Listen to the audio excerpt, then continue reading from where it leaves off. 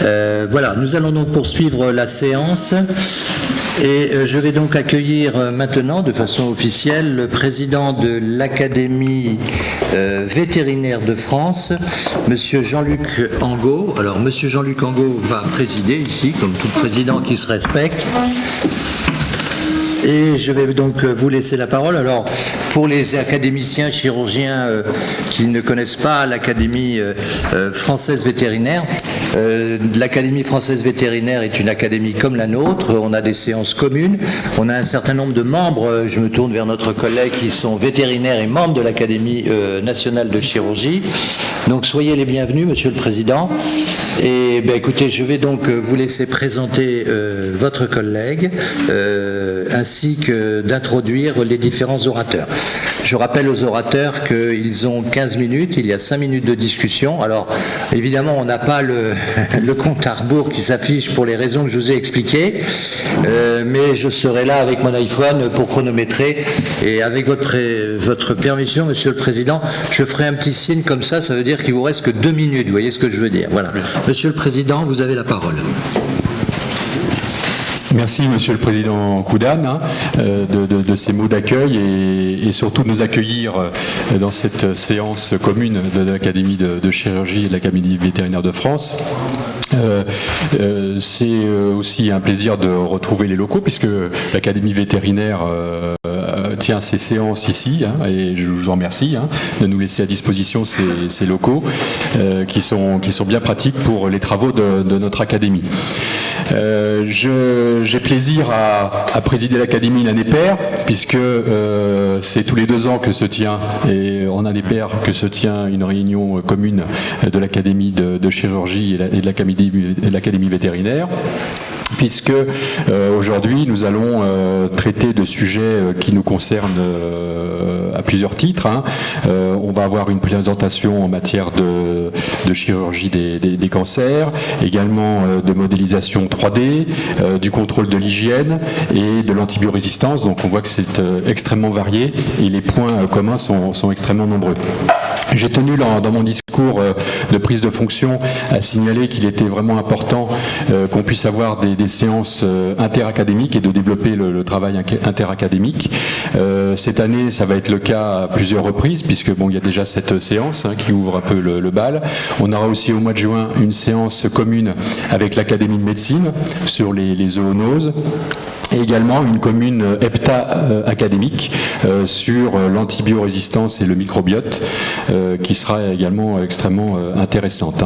On a des sujets communs extrêmement variés. On parle beaucoup du concept Une santé, One Health, et il est vraiment important qu'on puisse développer la collaboration entre médecine humaine et médecine vétérinaire. L'actualité nous demande tous les jours, avec le coronavirus en Chine, les problèmes de l'antibiorésistance et bien entendu d'autres sujets d'intérêt. Je rappelle que Claude Bourgelat, quand il a créé la première école vétérinaire au monde, à Lyon en 1761, sous Louis XV, était aussi un précurseur de l'anatomie comparée, et l'anatomie qui est chère aussi bien aux chirurgiens qu'aux vétérinaires. Donc c'est avec vraiment un grand plaisir que à vos côtés je lance cette séance et je remercie donc le vice-président qui assure aussi l'intérim de secrétariat général. Il fait tout, Jean-Pierre Gégou. Voilà, c'est un cumulard, mais il le fait très bien. Donc ça, mais bon, il faut trouver un secrétaire général assez rapidement pour t'épauler dans les travaux.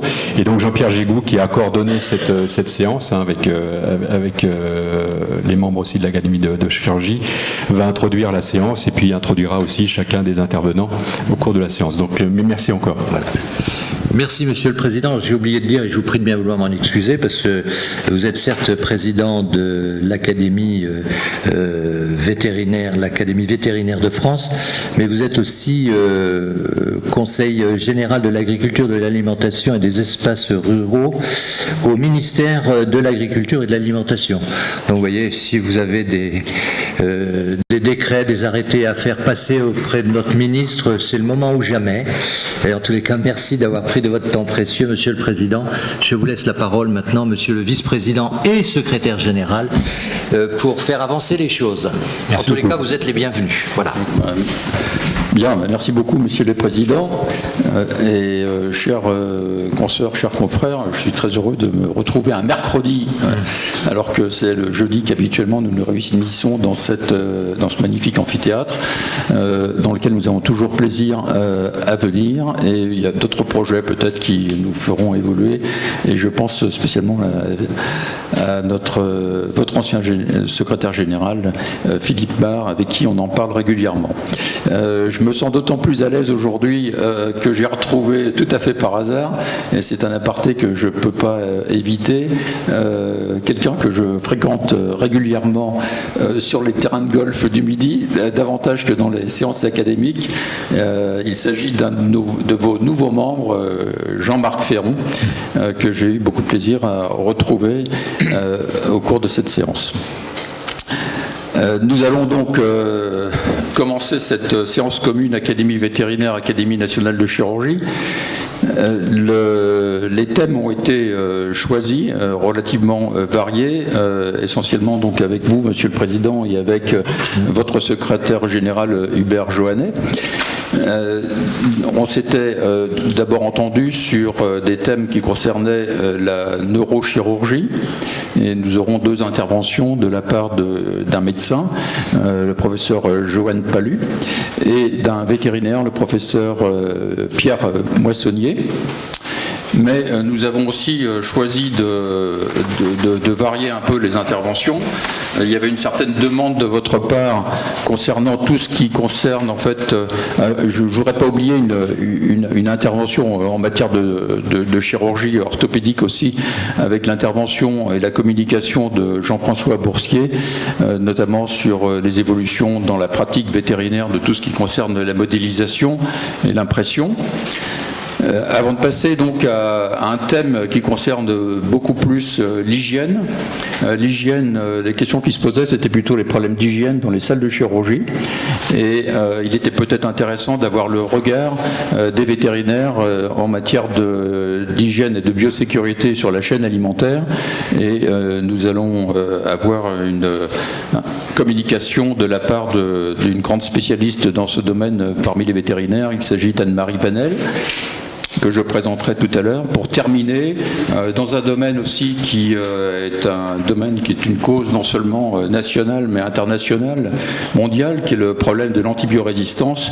Et nous aurons la chance d'avoir l'intervention du grand spécialiste vétérinaire français en matière d'antibiorésistance, qui a participé à tous les plans, notamment de politique publique, pour diminuer la consommation des antibiotiques et ainsi limiter au maximum les risques d'antibiorésistance, que je vous présenterai également Jean-Yves Madec. Bien, je pense que dans le déroulé des interventions, nous allons commencer par celle du professeur Palu. Je ne suis pas le mieux placé pour le présenter, mais je sais qu'il est professeur de neurochirurgie à l'hôpital Sainte-Anne, et j'ai vu quelques-unes de ses interventions sur le web qui m'ont conforté dans le fait que c'était certainement un des grands spécialistes actuels de cette chirurgie en matière de gliome, et que j'ai grand plaisir, de même que vous tous certainement, à l'entendre sur ce thème dont il est certainement le plus apte à nous parler à l'heure d'aujourd'hui. Donc, passons la parole.